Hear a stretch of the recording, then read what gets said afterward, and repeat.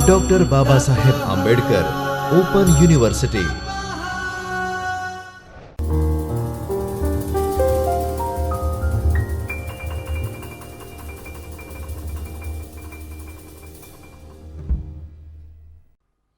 नमस्कार, मैं doctor Manish Dubey, assistant professor school of education, doctor Baba Sahab Ambedkar open university के चैतन्य स्टूडियो में आप सबका हार्दिक स्वागत है। आज हम पढ़ेंगे बीएड ओडीएल के पेपर ES 236 ई लर्निंग। इसमें हम पढ़ेंगे block 2 unit 6 audio visual media of e learning, उसमें दूसरा भाग। इसमें देखते हैं हम क्या अध्ययन करेंगे। इसमें हम अध्ययन करेंगे कि ऑडियो विजुअल मीडिया 2 क्या है, उसमें ऑडियो विजुअल मीडिया में वीडियो टेली कॉन्फ्रेंसिंग क्या है उसके बारे में जानेंगे। उसके एडवांटेज क्या है वीडियो कॉन्फ्रेंसिंग के, टेली कॉन्फ्रेंसिंग के, उसके लिमिटेशन क्या है, टीचर का क्या योगदान है वीडियो कॉन्फ्रेंसिंग टेली कॉन्फ्रेंसिंग में, तो इन सब के बारे में पढ़ेंगे। और दूसरा जो है वीडियो कैसेट, कि वीडियो कैसेट क्या है, वीडियो कैसेट के यूटिलिटी क्या है एजुकेशन में। उसके बाद तीसरा जो पार्ट है वो पढ़ेंगे हम मोबाइल लर्निंग, कि मोबाइल लर्निंग क्या होता है, why mobile learning necessary in education, where and how mobile can be use in education, और सम सजेशन कि कैसे एक प्रॉपर तरीके से मोबाइल का हम इस्तेमाल करके एजुकेशन को और हम आगे और हेल्दी बना सकते हैं। तो इसके बारे में हम विस्तृत अध्ययन करेंगे, देखते हैं। और ये लर्निंग ऑब्जेक्टिव है। After the studying this unit you will understand the meaning of video teleconferencing, you will understand the benefit of video teleconferencing, understand the utility of video cassette, and understand the what is mobile e-learning या mobile e-learning is, understand the where and how mobile can be used in education। तो आसानी से हम इस objective को इस lecture के बाद हम गेन कर सकते हैं।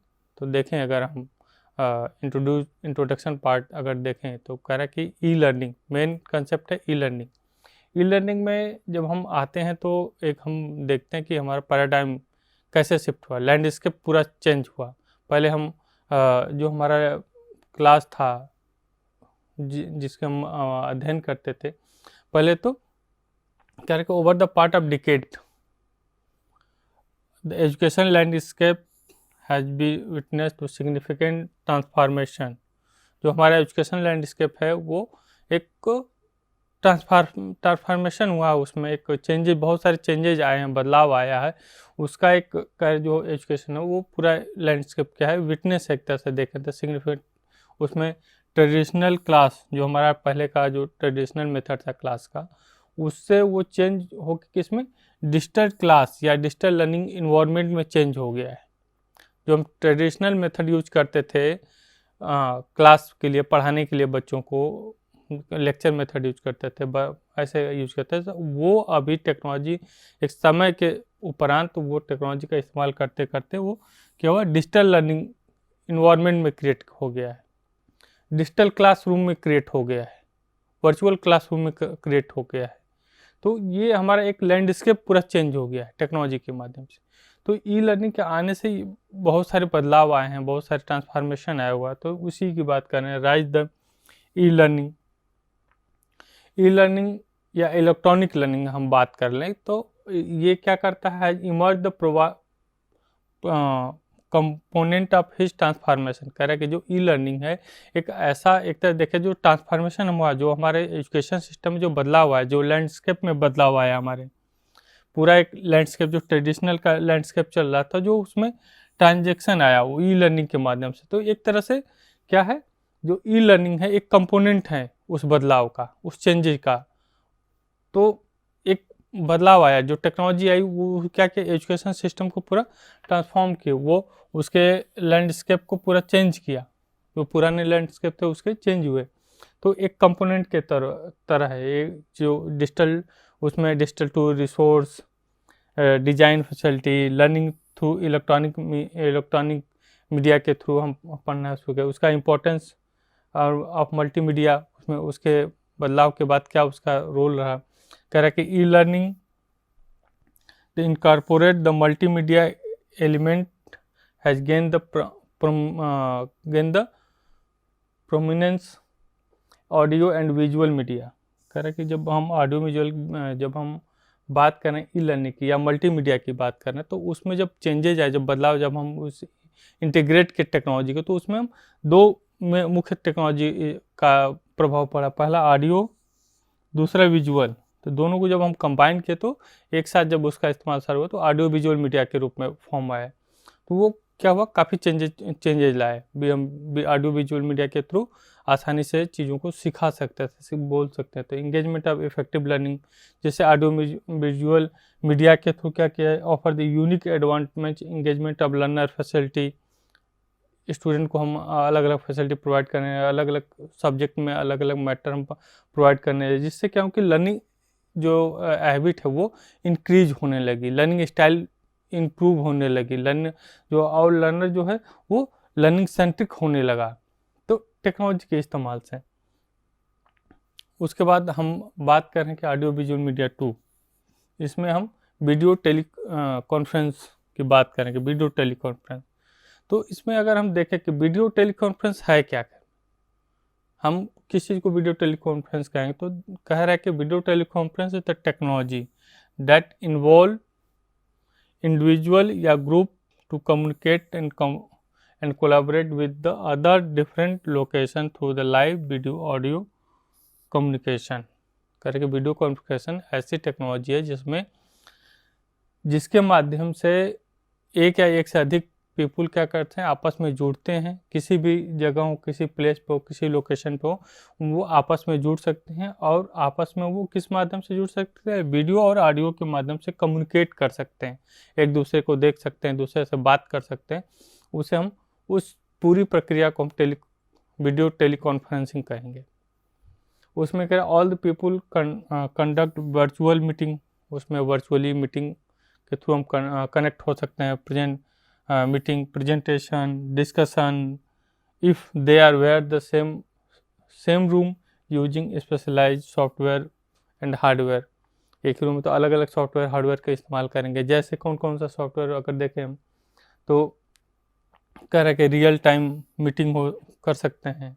इसमें कम्युनिकेशन बिटवीन द टू या टू मोर पीपुल के बीच में कम्युनिकेट कर सकते हैं। सॉफ्टवेयर की बात करें तो गूगल मीट हो गया,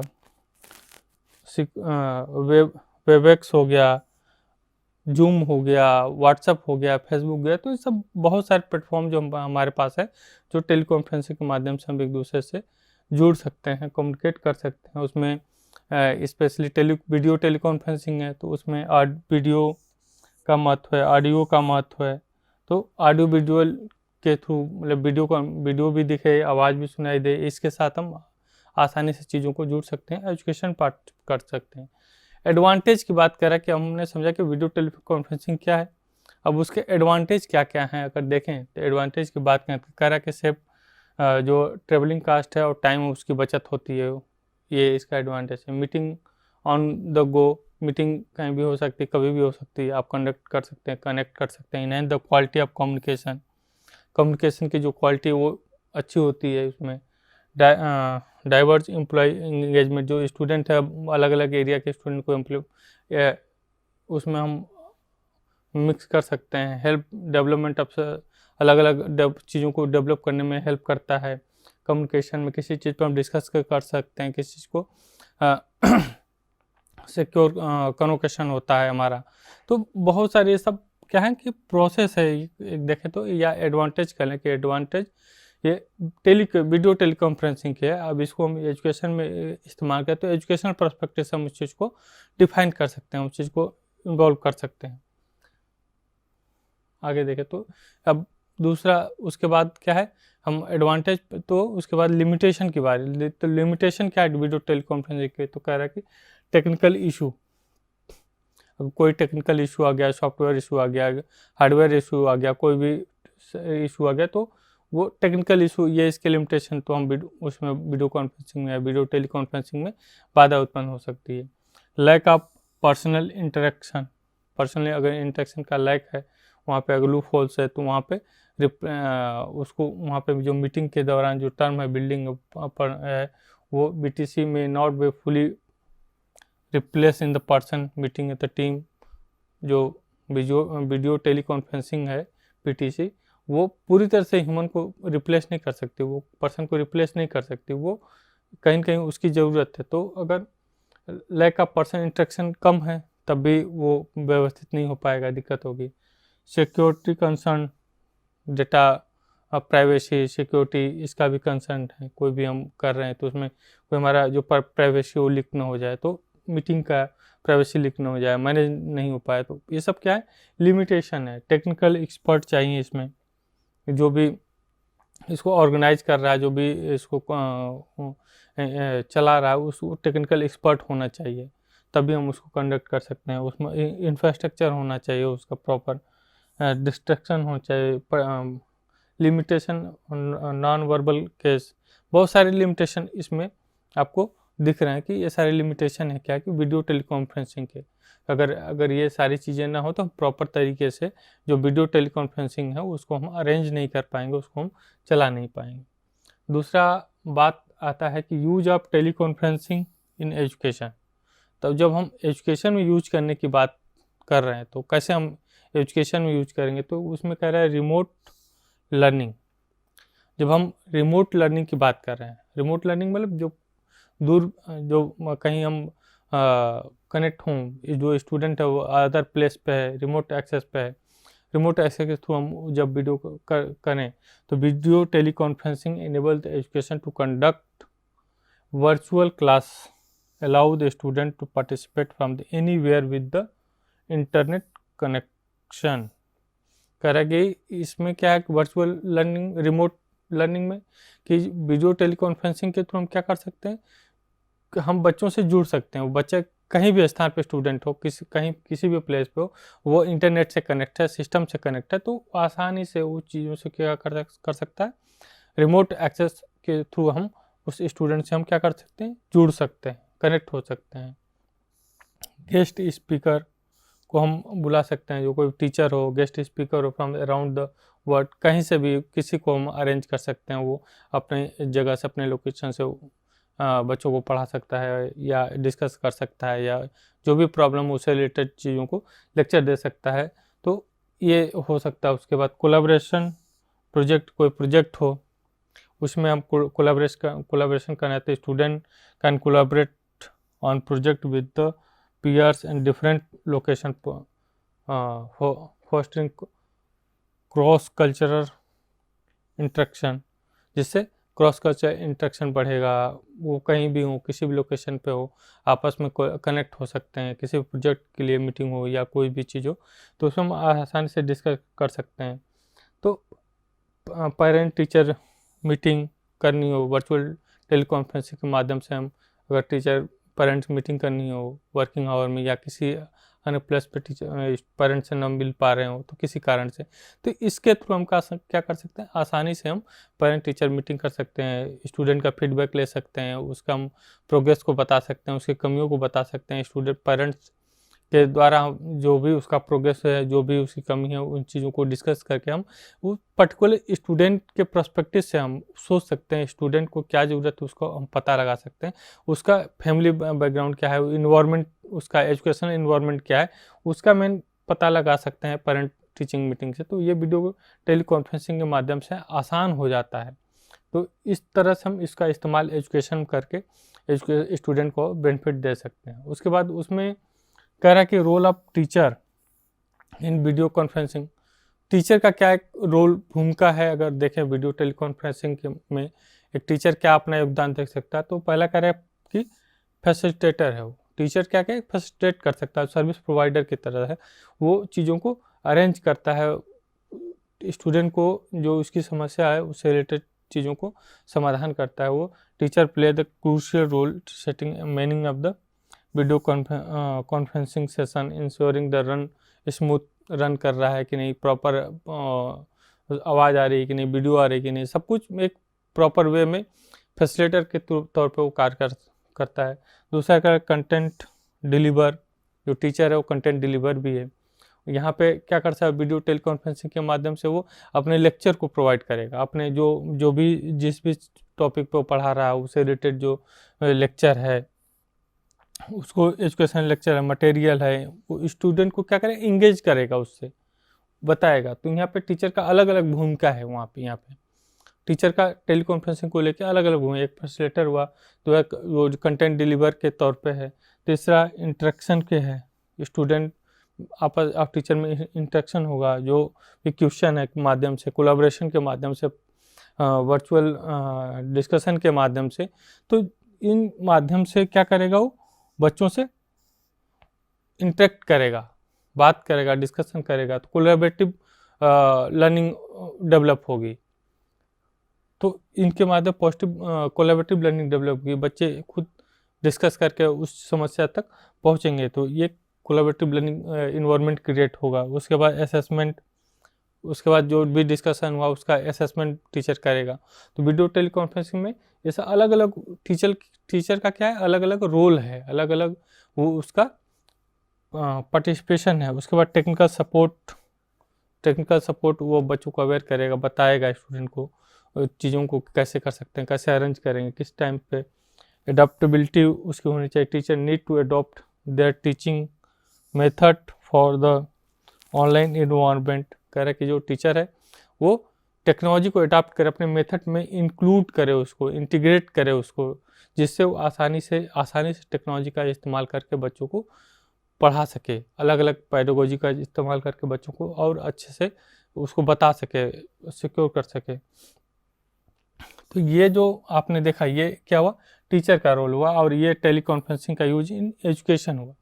दो अलग अलग पर्सपेक्टिव है। ये पहले में हमने बताया कि टेली कॉन्फ्रेंसिंग का इस्तेमाल एजुकेशन करेंगे कैसे और उसका क्या बेनिफिट होगा। दूसरे में एक टीचर के रूप में टीचर का क्या रोल है टेली कॉन्फ्रेंसिंग में, किस हिसाब से वो टेली कॉन्फ्रेंसिंग टेक्नोलॉजी का इस्तेमाल करके एजुकेट कर रहा है बच्चों को। उसमें वो टीचर का रोल बताया कि वो फैसिलिटेटर है, वो कंटेंट डिलीवर है, इंटरेक्शन क्रिएट करता है, असेसमेंट करता है, टीचिंग टेक्नोलॉजिकल सपोर्ट करता है, अडॉप्टेबिलिटी उसके अंदर है, जिससे वो सिक्योरिटी डेवलप करता है, जिससे आसानी से वो सिक्योर हो सके कि बच्चा सही प्रोसेस कर रहा है, सही दिशा में लर्न कर रहा है कि नहीं कर रहा है टेक्नोलॉजी का इस्तेमाल करके। तो इस तरह से एक टीचर अपने टेक्नोलॉजी का इस्तेमाल करके क्लासरूम में बच्चों को पढ़ाते हैं। दूसरा हमारा जो टेक्नोलॉजी है, वीडियो कैसेट। पहला हमने बात किया कि ई लर्निंग 2 में पहला हमने बात किया वीडियो टेलीकॉन्फ्रेंसिंग की बात की। अब दूसरा हम वीडियो कैसेट की बात करें कि वीडियो कैसेट में क्या होता है, उसमें कैसे हम एजुकेशन में उसको कैसे इस्तेमाल करें। तो वीडियो कैसेट कह रहा है कि स्पेशली क्या है, तो video home system type where one popular media strong the distribute the education content hair the lock of their place in education the utility. कह रहे वीडियो कैसेट जो ऐसी टेक्नोलॉजी है, ऐसा सिस्टम है जो कंटेंट को रिकॉर्ड करके रखता है। वीडियो कैसेट में पहले क्या, जैसे आप कैसे देख रहे हैं, ये करीब आप देखे होंगे इसको 2000 करीब 2000 के पहले, सन 2000 के पहले तक वीडियो कैसेट बहुत तेज़ी से चल रहा था, 70 से 2000 के बीच में देखें। उसके बाद क्या हुआ, डेस्कल चेंज हुआ, सीडी आ गई, इसको रिप्लेस कर दिया सीडी ने।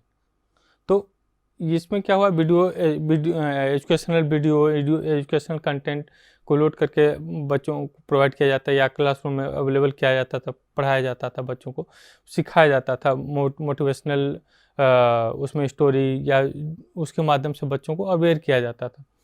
तो वही कह रहा है कि एक तरह की टेक्नोलॉजी जिसमें जो एजुकेशनल कंटेंट हैं, एजुकेशनल लेक्चर हैं, जो मटेरियल है या जो भी वीडियो है, उसको हम रिकॉर्ड करके बच्चों को पढ़ाने में बाद में जब हम उसकी ज़रूरत हो बाद में उसको हम फिर से चला के उसको इस्तेमाल कर सकते थे। उसके बाद कह रहा है place in of education video cassette. Education में कैसे वीडियो कैसेट का क्लासरूम में किस किस जगह पे इस्तेमाल किया जाता है, बात करें तो क्लासरूम में एजुकेशन वीडियो कैसेट जो है were often use in traditional classroom to support a lecture where the text book teacher would play the relevant video content, illustrate concept, historical event, scientific experiment.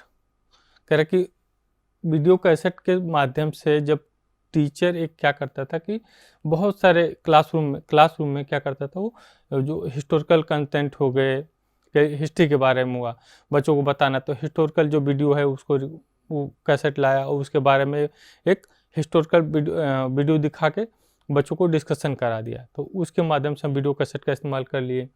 Relevant content हो गया, उस पर discussion किया, elaborate किया उसको, कैसे उसका growth हुआ, कैसे डेवलप हुआ, हिस्टोरिकल वीडियो दिखाया, साइंटिफिक जो भी प्रैक्टिकल है उसको रिकॉर्ड करके क्लासरूम में दिखाया। तो उससे क्या होगा, बच्चे सीखेंगे, जानेंगे उन चीज़ों को वीडियो कैसेट के माध्यम से। तो उसका इस्तेमाल दूसरा कर रहा है कि लाइब्रेरी के रूप में, लाइब्रेरी में भी इंस्टीट्यूशन में बहुत से स्कूल में एक जो एजुकेशनल मटेरियल है वो लाइब्रेरी के रूप में, वो वीडियो कैसेट के रूप में रखे जाते हैं। जैसे अभी के तौर पर देखें तो सीडी या डीवीडी में जो रिसर्च हैं, पीएचडी थीसिस है, वो रिकॉर्ड करके रखी जाती हैं, ली जाती हैं पेन ड्राइव में। तो उसी तरह पहले क्या था, वीडियो कैसेट था, ऑडियो कैसेट थे, तो उनका हम एजुकेशनल पर्पज से इस्तेमाल करते थे, उनमें रिकॉर्डिंग करके रखते थे, जिससे आगे आने वाले समय में जब भी हमको ज़रूरत पड़े तो उसका हम इस्तेमाल कर सकें, उसमें हम देख सकें, सीख सकें उससे।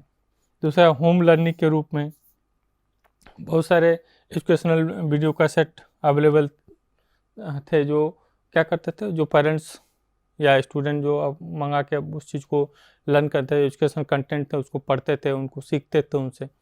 तो होम लर्निंग में, पर्सनल लर्निंग में इस्तेमाल हुआ। ट्रेनिंग प्रोग्राम के रूप में वेरियस कह रहे कि इंडस्ट्री या ऑर्गेनाइजेशन या स्कूल क्या करता है, ट्रेनिंग के रूप में कोई भी प्रॉपर जो जिस भी चीज़ की ट्रेनिंग देनी है, जो टीचिंग ट्रेनिंग देनी हो, टेक्नोलॉजी इस्तेमाल करने की ट्रेनिंग देनी हो, या कैसे हम मल्टीमीडिया डिजिटल टेक्नोलॉजी का इस्तेमाल करें, तो उसका एक वीडियो बना के, उसका कैसेट बना के हम जब प्रोजेक्ट करते हैं, दिखाते हैं उस पर, और उसके बाद डिस्कशन करते हैं किस हिसाब से इस्तेमाल कर सकते हैं। तो हम क्या करते हैं, ऑडियो विजुअल मीडिया के थ्रू जब हम इसको वीडियो कैसेट के थ्रू दिखाते हैं तो आसानी से हम उन चीज़ों को सीख सकते हैं, उसको बार बार हम रिपीट करके अपने गति के अनुसार, अपने आवश्यकता के अनुसार चीज़ों को हम सीख सकते हैं, वर्कशॉप के रूप में, प्रोजेक्ट के रूप में। तो उन चीज़ों को हम सीख सकते हैं, रख सकते हैं, स्टोर करके आसानी से अवेलेबल हो सकता है और सीखने में मदद करेगा। तो इस तरह से वीडियो कैसेट का इस्तेमाल किया जाता है एजुकेशन।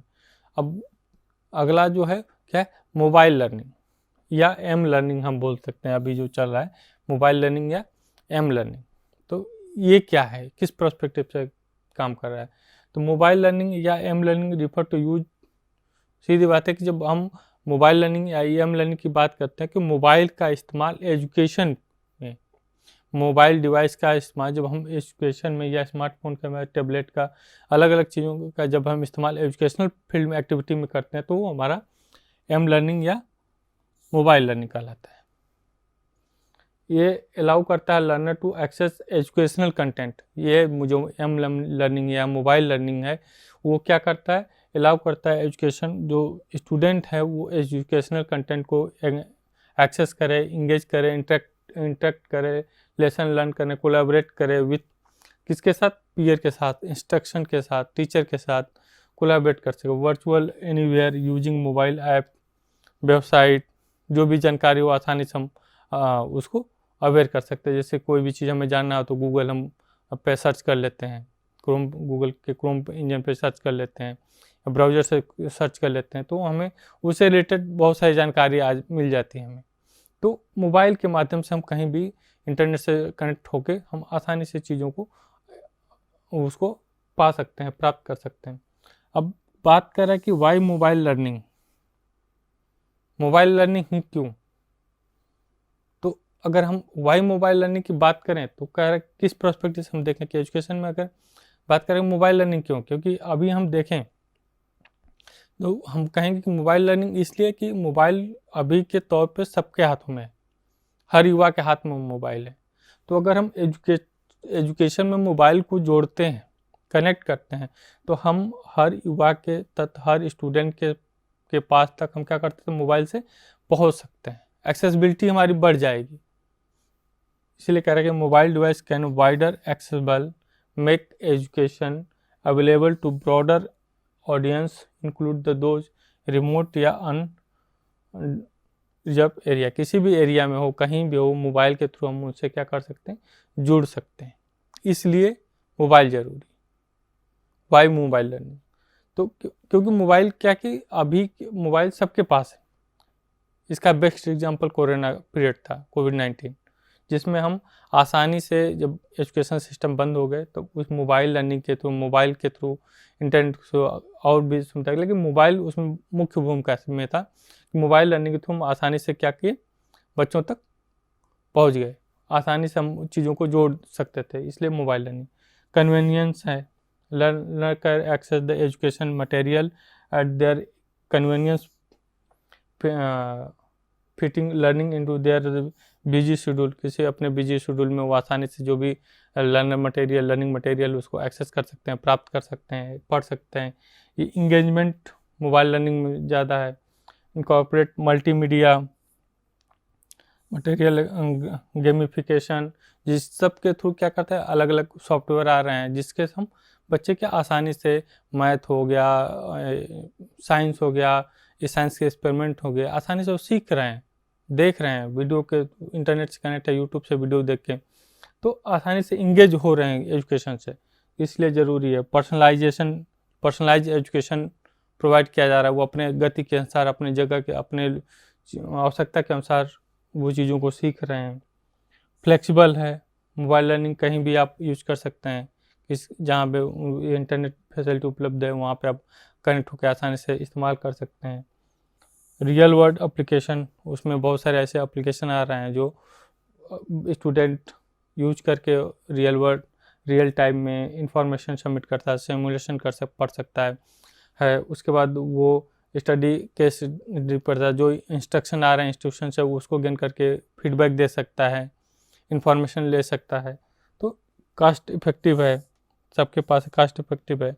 तो इस तरह, इसलिए इन सब चीज़ों के कारण क्या है कि मोबाइल लर्निंग क्या है, ज़रूरी है। कहाँ पे? एजुकेशन में। फिर कह रहे why do want to learn on mobile learning, उसी को और बड़े पर्सपेक्टिव में समझने की कोशिश करें तो करके 2/3 of the learner already on the smartphone. कह रहे कि जो हमारी आबादी है, जो लर्नर की आबादी है, उसमें जो 2/3 है जो लर्नर है उनके पास मोबाइल है। ज़्यादा लोगों के पास मोबाइल, तो हम आसानी से उनके पास एक्सेस कर सकते हैं। Mobile device provide the level of flexibility, कहीं भी उनको पीसी और लैपटॉप के तुलना में कहीं भी वो लेके एक्सेस कर सकते हैं, जा सकते हैं, मूव कर सकते हैं, वो पढ़ सकते हैं। इसलिए learner take place without the hassles of the problem to start the learning, there the can learn when and where they want to, जहाँ भी चाहें वहाँ लर्न कर सकते हैं। तो इन सब चीज़ों से देखें तो इसलिए मोबाइल लर्निंग, आप समझिए मोबाइल के द्वारा जो हम पढ़ते हैं क्यों ज़रूरी है, तो ये सारी चीज़ें हैं। इसलिए मोबाइल लर्निंग हमारे एजुकेशन में इस समय के सिचुएशन के हिसाब से बहुत ज़रूरी है, बहुत एक्सेस हो गया है, जिसके आधार से आसानी से स्टूडेंट से कनेक्ट हो जा रहे हैं। उसके बाद कह रहा है कि where and how mobile can be use in education, हम मोबाइल का कब और कहाँ इस्तेमाल कर सकते हैं, कैसे इस्तेमाल कर सकते हैं। देखें, कह रहा है क्लासरूम लर्निंग। क्लासरूम में mobile device can be integrate traditional classroom to facilitate interactive lesson, access the educational app to conduct research. Classroom में हम एजुकेशनल ऐप के थ्रू या जो भी वीडियो कॉन्फ्रेंसिंग के थ्रू या गूगल मीट के थ्रू, जिससे भी चाहे हम कनेक्ट होकर या इंटरनेट से जो एक्सेस करके हम पढ़ सकते हैं। ऑनलाइन कोर्सेस मोबाइल के थ्रू हम पढ़ सकते हैं। होमवर्क असेसमेंट मोबाइल पे भेजे जा रहे हैं, आसानी से एक्सेस करके हम करके उसका फॉर्मेट करके हम मोबाइल के थ्रू हम उसको सेंड कर सकते हैं, रिसीव कर सकते हैं, पढ़ सकते हैं। लैंग्वेज लर्निंग में मोबाइल लर्निंग क्या है कि बहुत उपयोगी है, क्योंकि उससे क्या करेंगे, हम बार बार वीडियो को रिकॉर्ड करके या वीडियो को देख के सुन के बार बार, या अपने वॉइस को रिकॉर्ड करके हम सुन के अपने जो लैंग्वेज स्पीकिंग है उसको सुधार सकते हैं, प्रोनाउंसिएशन सुधार सकते हैं। तो लर्नर लैंग्वेज में वो हो गया। स्टेम एजुकेशन में भी साइंस, टेक्नोलॉजी, इंजीनियरिंग, मैथ, इन सब सब्जेक्ट को पढ़ने में भी देखें तो बहुत उपयोगी है। प्रोफेशनल डेवलपमेंट में, असेसमेंट एंड फीडबैक में भी मोबाइल लर्निंग करते हैं। वर्चुअल रियलिटी एंड आर्गुमेंटल रियलिटी का इस्तेमाल करके मोबाइल के थ्रू हम आसानी से पढ़ सकते हैं। उसके बाद सजेशन कौन कौन सा, अगर देखें मोबाइल लर्निंग जब हम एजुकेशन कर रहे हैं तो क्या क्या सजेस्ट कर सकते हैं, कैसे हम अच्छे तरीके से मोबाइल का इस्तेमाल कर सकते हैं। करके सेलेक्ट एप्रोप्रिएट ऐप। पहले हम अगर मोबाइल की बात करें, मोबाइल लर्निंग की बात करें, तो जो एप्रोप्रिएट ऐप है, जो मतलब सही ऐप है जो एजुकेशन प्रोवाइड कर, चूज ऐसे ऐप को चुने जो कि एजुकेशनल ऐप हो, जिससे हमें सीखने में मदद मिले। प्रोवाइड द ट्रेनिंग, उसके लिए इस्तेमाल करने के लिए हमें क्या करना चाहिए, स्टूडेंट को ट्रेनिंग प्रोवाइड करनी चाहिए, कैसे उस ऐप का इस्तेमाल कर सकते हैं, कैसे हम डेटा फिट कर सकते हैं, कैसे फीडबैक दे सकते हैं, कैसे क्वेश्चन पेपर देख सकते हैं। क्योंकि बहुत से स्कूल हैं, बहुत से इंस्टीट्यूशन हैं जो क्या अपना ऐप डेवलप किए हैं, जिसमें उनको सारी जानकारी इंडिविजुअल को मिल जा रही है। वो अपने मोबाइल में उस ऐप को डाउनलोड करें, ओपन करें, अपने एनरोलमेंट नंबर या अपने जो भी उनके फीडबैक है, उनके जो भी शेड्यूल है, उनके क्लासरूम का टाइम टेबल मिल जाएगा उनको, जो भी बुक है, कंटेंट हैं वो मिल जाएंगे, लेक्चर वीडियो मिल जा रहे हैं, फीडबैक वो दे सकते हैं, वहाँ पे टीचर का प्रोग्रेस दिखा सकते हैं, टीचर को फीडबैक दे सकते हैं, अपनी जो क्यूरी वो डिस्कस कर सकते हैं। तो ब्रॉडर पर्सपेक्टिव से अगर देखें तो मोबाइल का इस्तेमाल एजुकेशन कर सकते हैं। और उसके लिए क्या करना होगा, जो मोबाइल ऐप हम दे रहे हैं तो बच्चों को बताएं, ट्रेन करेंगे कैसे हम उसका सही से इस्तेमाल कर सकते हैं उन चीज़ों को। तो उसके लिए अब बच्चों को हमको अवेयर करना होगा, ट्रेनिंग देनी होगी। इसलिए उसके बाद इंश्योर द कनेक्टिविटी, जो कनेक्टिविटी है वो इंश्योर करनी होगी, ऑनलाइन इंटरनेट कनेक्टिविटी है कि नहीं, प्रॉपर तरीके से उसकी स्पीड है क्या है। प्रमोट कोलैबोरेशन, और उसके साथ साथ हमें कोलैबोरेटिव लर्निंग को प्रमोट करना हो, जिससे क्या होगा कि बच्चों को करके सीखने में मौका मिलेगा, वो अब उसमें एजुकेशन क्या होंगे, इन्वॉल्व होंगे, जिससे वो और अच्छे से पढ़ेंगे, अच्छे से सीखेंगे, अच्छे से अध्ययन करेंगे। तो इसलिए इस पर्सपेक्टिव से अगर हम मोबाइल को जो इस्तेमाल करने में जो सजेशन है, अगर इस्तेमाल करें तो हम मोबाइल का अच्छे से इस्तेमाल कर सकेंगे एजुकेशनल पर्सपेक्टिव से। एजुकेशन में उसका इस्तेमाल करके हम आगे बढ़ सकते हैं, क्योंकि मोबाइल से क्या होता है कि दोनों तरीके को अगर हम उसके प्रॉपर ध्यान न दें, प्रॉपर तरीके से अगर हम उसका इस्तेमाल नहीं करें तो हम उसका अब्स्ट्रैक्ट होगा, उसमें हम एजुकेशन के साथ साथ हम कहीं और भटक सकते हैं, समय ज़्यादा हम खपा सकते हैं, पढ़ाई नहीं कर पाएंगे। इसलिए उसको एक प्रॉपर वे से, प्रॉपर तरीके से हमको इस्तेमाल करना होगा एजुकेशन, जिससे वो हमारे लिए पॉजिटिव फीडबैक मिले, या पॉजिटिवली हम उसका इस्तेमाल करें, जो एजुकेशन को और स्ट्रॉन्ग करे, क्वालिटी को इम्प्रूव करें। तो उसके बाद करके evolution of audio visual equipment, हम इवोल्यूशन कैसे करेंगे ऑडियो विजुअल इक्विपमेंट जो भी इस्तेमाल कर रहे हैं, जो भी ऑडियो विजुअल इक्विपमेंट है, जैसे वीडियो कैसेट हो गया, वीडियो कॉन्फ्रेंसिंग हो गई, मोबाइल लर्निंग हो गई, तो इसका कैसे इस्तेमाल करें, इसका हम एजुकेशन में अगर इस्तेमाल कर रहे हैं तो उसका हम इवोल्यूशन कैसे करें, उसको कैसे हम देखेंगे। तो उसका परफॉर्मेंस एंड फंक्शनलिटी, उसके परफॉर्मेंस और फंक्शनलिटी को चेक करें। यूज द फ्रेंडलेस, उसके बाद टेक्निकल स्पेसिफिकेशन, उसका टेक्निकल स्पेसिफिकेशन क्या है, उसमें कास्ट बेनिफिट क्या है, एनालिसिस करें पहले, और अपग्रेड एंड कैपेबिलिटी उसकी क्या है, उस टेक्नोलॉजी की, ऑडियो विजुअल टेक्नोलॉजी की। तो इस हिसाब, इस पर्सपेक्टिव से हम उसको इवेलुएट करेंगे कि टेक्नोलॉजी हमारे लिए अच्छी है कि नहीं अच्छी है, कैसे हम इस्तेमाल करेंगे, किस हिसाब से इक्विप होंगे, तो इन चीज़ों का। उसके बाद कह रहा है कि post use activity audio visual equipment, तो पोस्ट यूज करने से पहले हम क्या क्या एक्टिविटी कर सकते हैं, तो उसमें हम विशेष ध्यान देना चाहिए टीचर को, क्योंकि जब इस्तेमाल कर रहा है तो उसके पहले की तैयारी कैसे कर सकते हैं, कैसे उसको हम अच्छे से इस्तेमाल कर सकते हैं। उसके लिए कह रहे कि पहला क्या है, मेंटेन एंड क्लीनिंग, जो भी हम टेक्नोलॉजी इस्तेमाल करें, जो भी जैसे है तो उसको मेंटेन करें, उसको क्लीन रखें, उसको साफ सुथरा रखें, सही से रखें। उसका मैनेजमेंट, इन्वेंट्री मैनेजमेंट उसका सही हो। स्टोरेज सिक्योरिटी चेक करें हम। उसके बाद डिस्पोज रिसाइकिल कैसे कर सकते हैं, उसको डिस्पोज कैसे कर सकते हैं। वो ट्रेनिंग एंड सपोर्ट, उसको हम प्रॉपर उसके इस्तेमाल करने के लिए कैसे ट्रेनिंग कर सकते हैं, कैसे उसको ट्रेन कर सकते हैं, जो भी इस्तेमाल करेगा ट्रेनिंग कैसे दे सकते हैं, सपोर्ट यूजर को इनहेरेंस कैसे करेंगे, उसको नॉलेज कैसे देंगे। यूज डेटा एंड एनालिसिस, जो टेक्नोलॉजिस्ट का उसका डेटा इस्तेमाल कैसे एनालिसिस करें, क्या उसका पॉजिटिव रिस्पॉन्स है क्या नहीं है।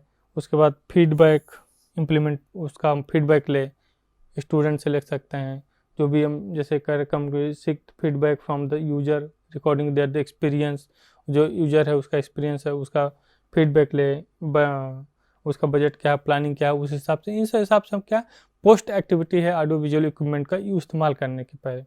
तो ऐसे हम देख सकते हैं कि कैसे हम इसको उसका इस्तेमाल करें, कैसे उसका रख रखाव करें, कैसे प्रॉपर तरीके से अपने मेथड में टीचिंग मेथड में उसका इस्तेमाल करें, जिससे हम उस चीज़ों को आसान बना सकते हैं। अगर हम लास्ट देखें तो इवोल्यूएट करें तो इस चैप्टर के पढ़ने के बाद हम इसको बता सकते हैं, एक्सप्लेन कर सकते हैं कि what is the video teleconferencing, what is the mobile learning and why mobile learning in education, in where and how can mobile use in education, explain the role of teacher in the use of audio visual media in education। तो क्या क्या है इन चीज़ों को आसानी से हम अध्ययन कर सकते हैं, बता सकते हैं, एक्सप्लेन कर सकते हैं, लिख सकते हैं क्वेश्चन को। इसी के साथ नमस्कार।